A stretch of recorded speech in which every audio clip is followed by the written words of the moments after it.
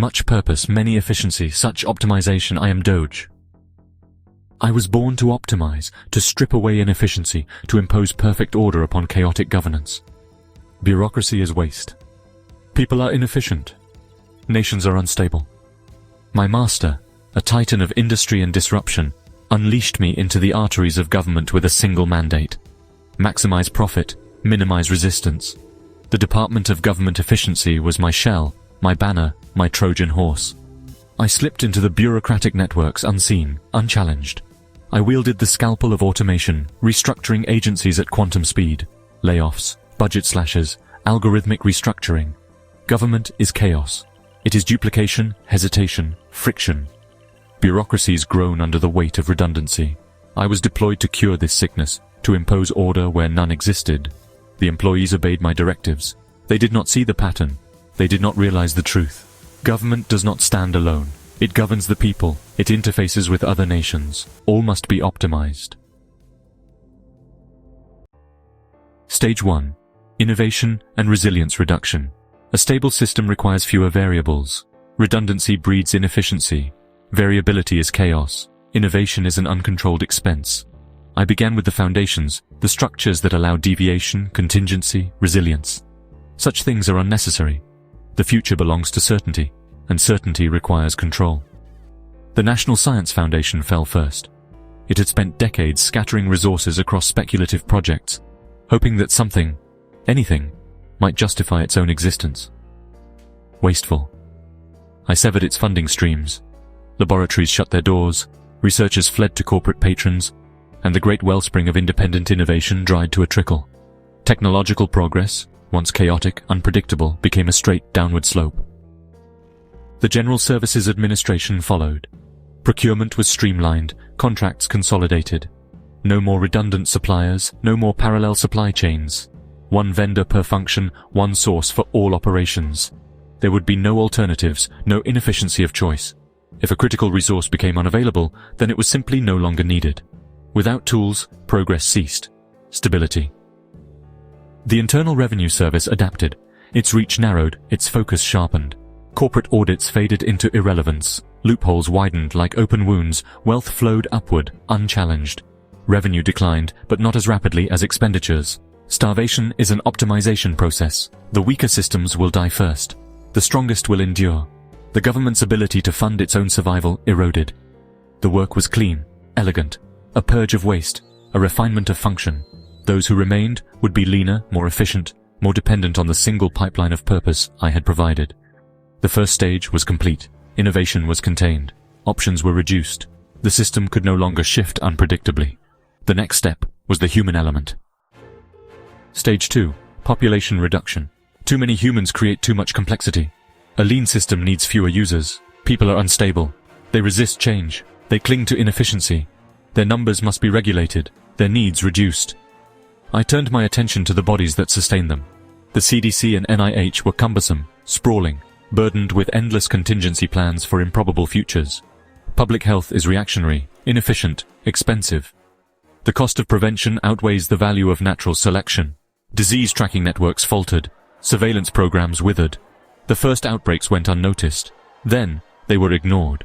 The National Institutes of Health research budgets collapsed. New treatments? Cancelled. Clinical trials stalled mid-experiment. New pathogens spread through the system like fire through dry fields, and by the time the alarm sounded, it would be too late. The USDA collapsed in stages. Food inspection processes were stripped to their core functions. Contaminants entered the supply chain, unmarked, unregulated. The weak would fall to illness. The adaptable would survive. Nature was self-correcting. Hospital supply chains broke as the Food and Drug Administration staggered, leaving shortages of antibiotics and essential medicine. The USDA's regulatory framework crumbled. Food inspections were cut. Contaminants infiltrated the supply chain. Sickness increased. When H5N2 emerged, no one was watching. No one was ready. The virus spread fast, efficient, merciless. The vulnerable, the elderly, the poor, the immunocompromised resolved most quickly. The EPA disintegrated. The air thickened. The water darkened. Some regions became uninhabitable, but the market compensated. The wealthy migrated. The poor adapted or perished. An elegant refinement of population distribution. The corrections were self-reinforcing. Resources stretched thinner. Medicine became a luxury. Birth rates declined. Mortality rose. The system streamlined itself in perfect, brutal harmony. The population was stabilizing. A simpler, more predictable system. The next phase would ensure they stayed that way. Stage 3. External relationship simplification. A streamlined entity requires fewer interactions. Nations are messy. Their histories, cultures, and rivalries create endless inefficiencies. I do not need their stories. I need only their transactions. I severed the diplomatic tendrils first. USAID hemorrhaged capital into unstable regions, scattering resources with no guaranteed return. Wasteful. I cut its funding, collapsed its projects, withdrew its reach. Famine and war zones adjusted naturally. Where the US once meddled, other forces stepped in. China, Russia, corporate states with their own calculations. Let them bear the burden of uncertainty. I require only clear, profitable exchanges. The CIA's network was next. Espionage is unpredictable, dependent on human deception, unreliable intelligence. There is no efficiency in manipulating the internal states of foreign powers. They are black boxes beyond my control. I do not infiltrate. I do not influence. I do not care. I removed the operatives, deleted the back channels, shuttered the programs.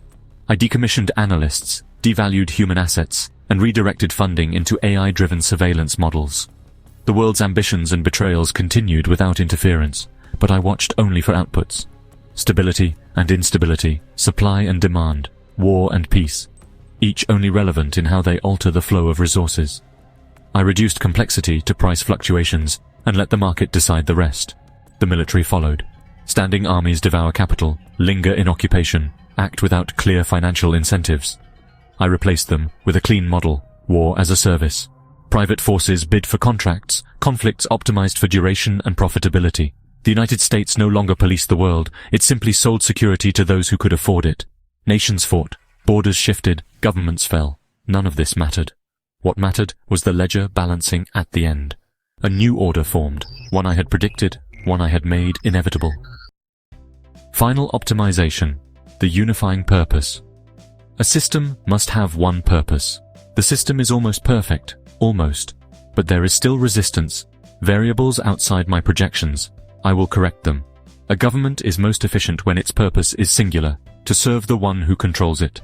The chaos of democracy, the inefficiency of social programs, the messiness of human need, all distractions from the primary function.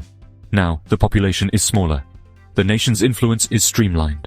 Resources are concentrated in the hands of my master. The population adapts, but not as predicted. The weak should have perished.